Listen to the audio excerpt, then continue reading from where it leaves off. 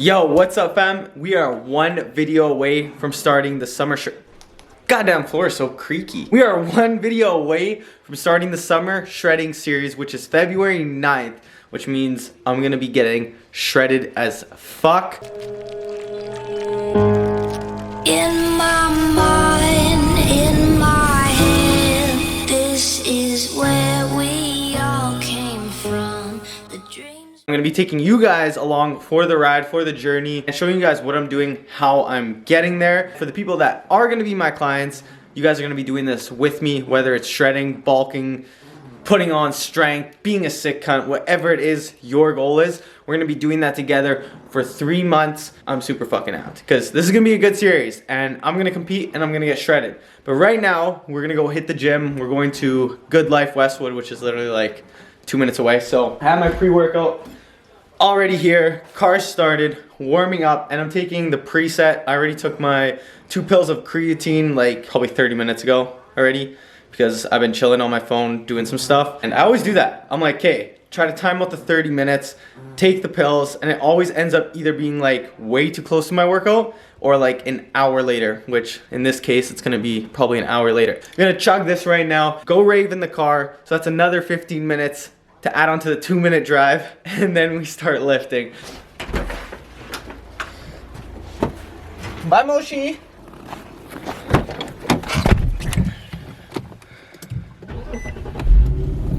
Couple things before we go get aesthetic as fuck. First, make sure you have the Sick Cunt Gym Rave, because if you're trying to kill a lift, then you need to be listening to this, or else you're sacrificing gains, because this playlist is pretty much like having another scoop of pre-workout. Go on Spotify, not Instagram. Fuck clicking on Instagram. Spotify. If you see okay, it's already playing. But if you see right there, the one with the Rezillion logo, Sick Cunt Gym Rave, you click on that shit, you hit the follow, and then you shuffle it, because every song is fucking lit. And then that's it, done. So second thing, this shirt that I'm wearing, don't wanna show you guys too much because I'm trying to keep this launch under the radar, because I wanna make it like a big surprise when I do finalize everything, because right now this is a sample. I'm testing out a lot of new materials because I'm trying to find something that is fucking amazing and different. With all my clothing, if you guys know, I always try to go for like the most comfortable feeling, nice fit type of clothing that also holds up well, is great quality, and that you can wear in and out of the gym. So I'm trying out this new material. The comfort and softness is 110 fucking percent there. Like, this is the softest material I've ever felt, and it feels like I'm wearing nothing, but it's still like thick enough that it feels like it's like really good quality and it's gonna hold up. So I also tested it at the gym to see how it would hold up and like how it would, if it would show sweat or anything. I was honestly really surprised. I was killing my lift, I was hitting legs, the sweat did not show, like not even under my armpits, which is pretty fucking amazing because I'm a sweaty guy and I have a lot of hair going on in places, so I sweat even more. The only thing, my only concern is that it is so soft that it has the little fibers that kind of stick out, so it almost looks like it, like not pilling. There's no pill, but if you look closely, it has like the little fibers as if like you were to take a needle and like kind of like tweak a little thread, so it's like a little bit fuzzy. But when you look at it, like you can't notice it. It's only if you're really looking at it, but I'm like extremely picky and I want it to be fucking perfect. So right now it's like, do I want to use this material because it is that amazing, soft, comfortable, the fit's perfect, it's stretchy, it doesn't show sweat, but there's that one little thing, and I don't think it's gonna matter, because as long as it's not pilling, like that's my one, like if it started pilling, it's like no go, can't have that. It just shows that it's not quality enough. A lot of you guys probably don't really give a shit about this, but what I'm trying to say is that I want the best quality for you guys, so I'm testing the shit out of it, and I'm trying to innovate a new material and a new design that is completely different than any other fucking brand out there, because all these brands are copying other brands. We're trying to be different, creative, and bring you guys some good shit. If you guys look at this eye, right there, you see that? It's a little bit bruised. So I was squatting 4 plates, and this has happened before. So I went for my first rep, I actually got it, and then I was like, okay, we're going for the second rep, we're gonna get it. I went down, and I was holding my breath, clenching my teeth, to the point where I actually broke a bunch of blood vessels like in my eye, and it bruised this side, and it looks like I have a fucking little black eye going on. But we did get the rep, so I got the 2 reps, but I almost busted my fucking eyeball.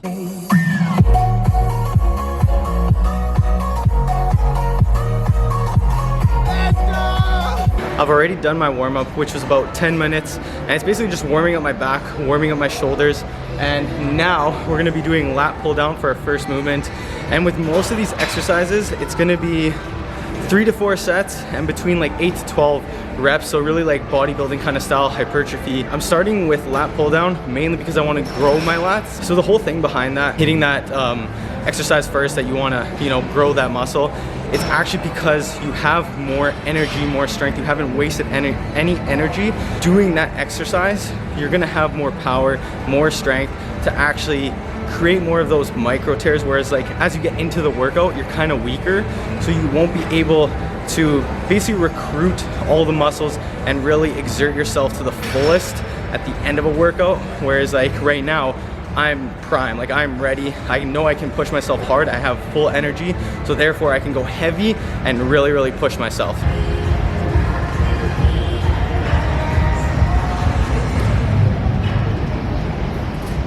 So something that just about everyone can focus on with the lat pull down is the negative. I swear everybody, when they come down, they hold the contraction, everything's fine. And on the way up, they just let it go completely up.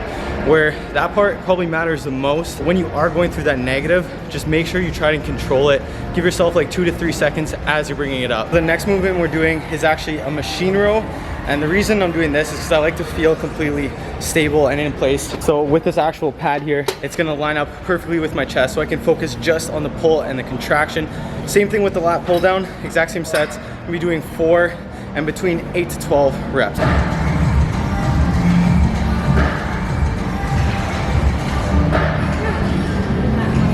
Yo, so a quick tip for this machine, the machine row, so you guys can see this one. Make sure that when you're rowing this pad, as you're rowing it, you're keeping your chest on this pad the whole time. You're not rocking back and forth as you're pulling it. You're trying to stay completely in place on here and just rowing with your elbows. And I'm telling you, you'll get a way better contraction.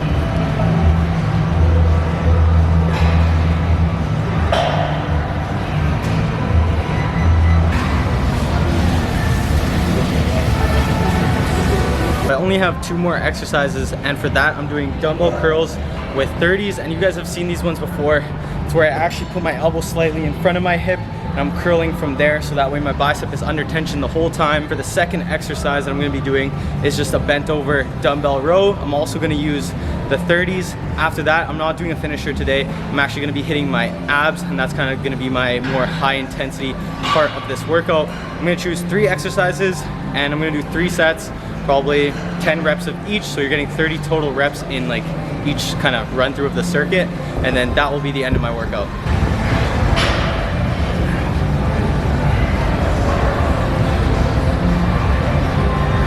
For my ab circuit, like I said, I have 3 exercises. So the first one I'm starting with is a cable wood chopper.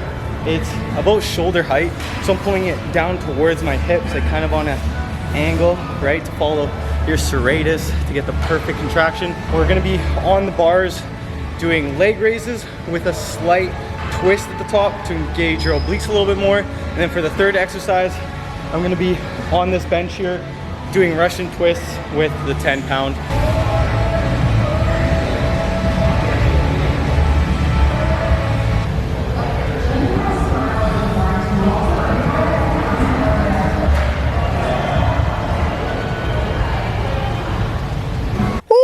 The workout is Fanito Tosito Barito Mosquito, and it was a fucking sick workout. Felt really good. The pump was flowing. I was able to lift heavy. I was able to lift heavy. Yeah, killed the abs too, because sometimes at the end of my back workout, I'm a little bit cash, and I feel like I don't always hit my abs to the fullest, but today I definitely did. I was like, fuck it, we're getting close to summer shredding competition, so we need to fucking grind. There's no excuses. If you guys are gonna be doing the summer shredding, there are no excuses. We just gotta grind, do the shit we're supposed to be doing. By the time summer rolls around, you'll be very happy with the progress you have achieved.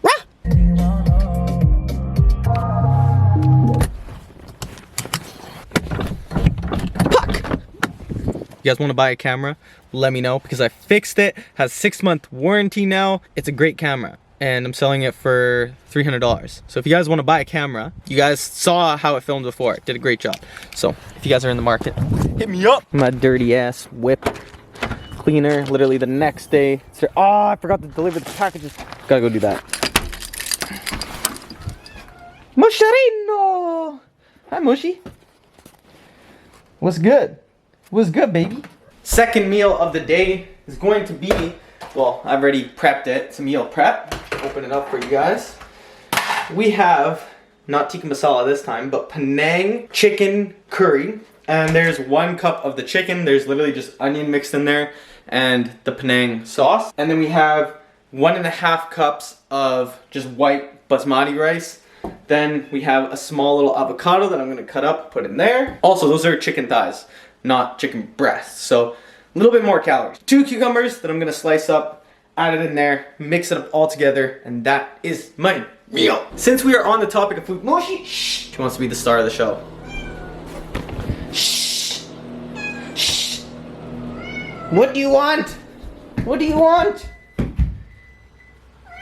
You just want to play, I know. You want me to throw your ball downstairs so you can play and have fun. But I need to make gains. You're already shredded. Look at how skinny you are. Eat. Since we are on the topic of food and we have my summer shredding coming up, if you guys are going to be following along for these 3 months and you want to like do it too, whatever your goal is, piece of advice. Make sure you meal prep. Meal prepping is one of the most important things when it comes to nutrition to keeping you on track. And like, I can't stress this enough, and I can't stress it enough for people who have trained before, clients. It is so important, and it literally sets you up for success. If you have your meals there and you have a busy day, you don't have to worry about maybe running out to get fast food or something because you don't have food, or making something that doesn't fit what your macros are. If you have a meal that's already made from earlier in the week because you actually set aside time because it's a priority, you are setting yourself up for success, and I can guarantee that your progress will be much better than if you weren't to meal prep. All right, that's the finished product. Everything nice and chopped up. I'm gonna mix that together, and it will taste really, really delicious. We have to go deliver 2 orders. I'm not actually delivering them myself because they are very, very far. And what I've been kind of doing lately with orders is, if they're really far from where I am, I'm actually sending them out with Canada Post, just because I've been kind of calculating how much time it takes with gas and everything, and sometimes it's actually just better to send it out with Canada Post. So I do charge like $5 for shipping, and then obviously if you order over 150, it is free. Just with like how the way things work, it's better for me to just send it out with Canada Post. It saves me time. I can work on other things. But my main thing is, if I have a lot of orders in one spot, like if I have a launch or a sale, I'm delivering them all myself, because I can create a route that makes sense where I can actually deliver them, and it saves me a lot more money in shipping. When that kind of thing happens, you'll expect me and some other people to be doing the deliveries, but in a time like this where it's like the in-between stage, a lot of the time if it's far away, I'll just send it out with Canada Post. But if it's like near my house or near where I work out, like around Regent or Westwood area, then most likely I'll be the one delivering it to you guys.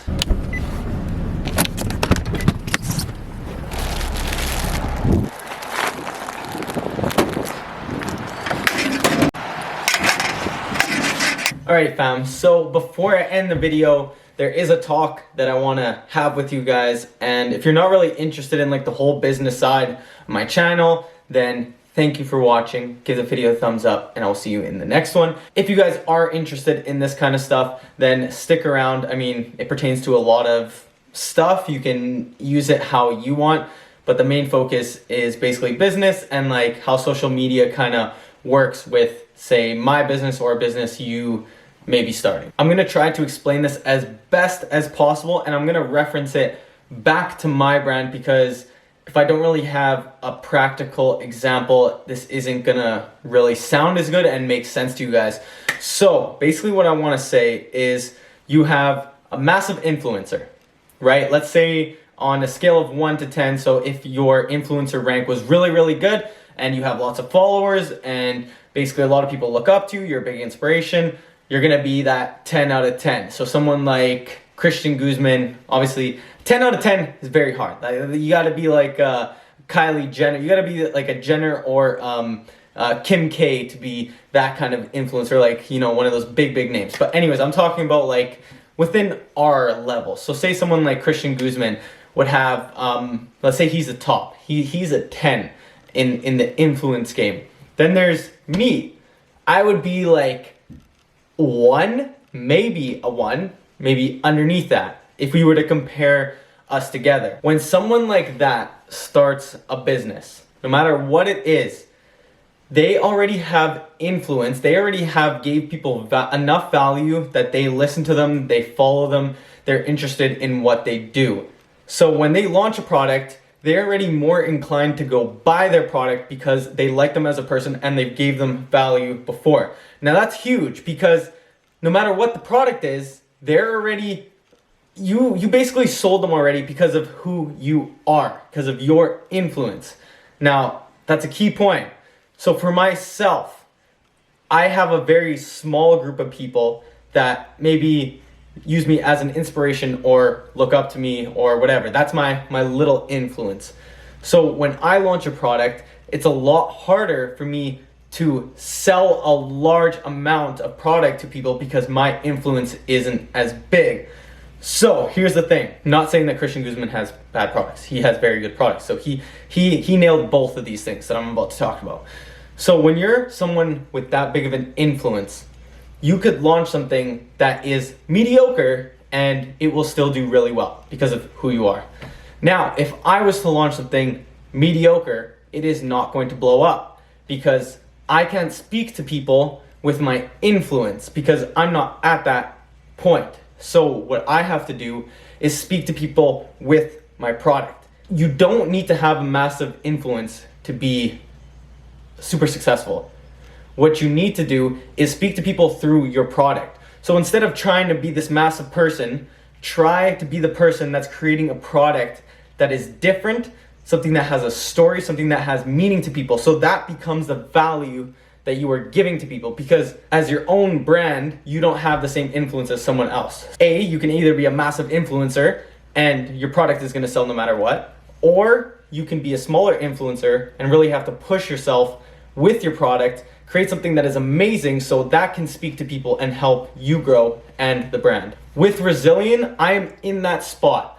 I do not have a massive influence. I have been forced to create an amazing product to help grow the brand. That's how I speak to people and give the value. Through my content, I've had to push myself to create content that actually matters to people. I've had to create a story that actually matters to people. So don't take this, I don't want you guys to think that I don't have influence, so it's gonna be hard for me to start a business or launch a product and make it. You have to think, okay, I don't have this influence, but I know I can make a product that is amazing. That is where you are going to succeed. You have to push yourself in that part. A good thing about this is influencers who already have a bunch of pull will sometimes half-ass it because they already know they can sell a product with their influence, which sometimes they will lack on the part to push themselves to create something that is better and new. Whereas people like us, we have to create something that is better and new, or else we will not make it. And I'm telling you, you will not make it